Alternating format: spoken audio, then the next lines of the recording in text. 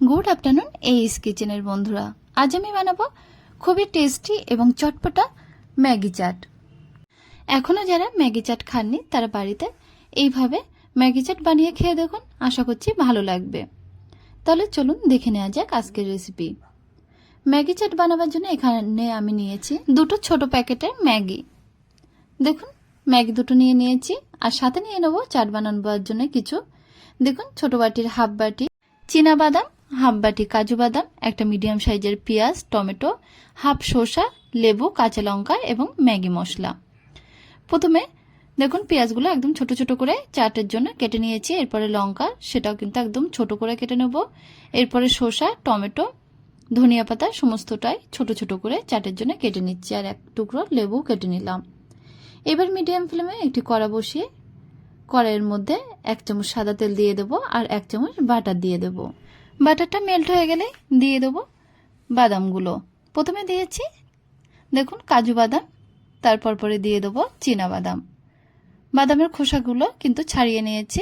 এরপর পরে দিয়ে দিচ্ছি ম্যাগিগুলো। ম্যাগি একটু হাতে ক্রাশ করে নিয়ে দিয়ে দেবো। বাদাম এবং ম্যাগিগুলো একদম লো টু মিডিয়াম ফ্লেমে ফ্রাই করতে থাকবো।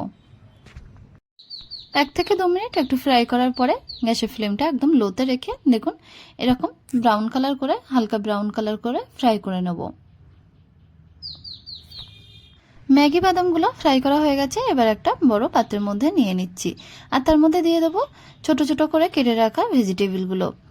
পেঁয়াজ, শসা, কাঁচা লঙ্কা, টমেটো সমস্তটাই দিয়ে দিয়েছি, আর 1 চামচ টমেটো সস এবং 1 চামচ সেজওয়ান সস দিয়ে দেবো। 1 চামচ তেঁতুলের চাটনি দিয়ে দেবো। দুটো ম্যাগি মশলা দিয়ে দিচ্ছি, ছোট চামচের হাফ চামচ বিট লবণ, হাফ চামচ মিক্সচার মশলা এবং 1 টুকরো লেবুর জুস দিয়ে দিচ্ছি। মশলাগুলো দিয়ে বেশ ভালোভাবে মিক্সড করে নেব। দেখুন মিক্সড করা হয়ে গেছে। এবার কোচানো ধনিয়া পাতাগুলো দিয়েও কিন্তু মিক্সড করে নিচ্ছি। তাহলে তৈরি হয়ে গেল ম্যাগি চাট।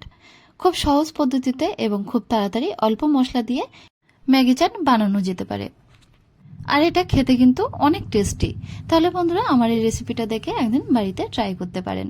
আশা করছি ভীষণই ভালো লাগবে। আর যদি ভালো লেগে থাকে তাহলে অবশ্যই ভিডিওতে একটা লাইক করবেন, আর আমাদের চ্যানেলটা যদি এখনো পর্যন্ত সাবস্ক্রাইব করা না থাকে তাহলে সাবস্ক্রাইব করার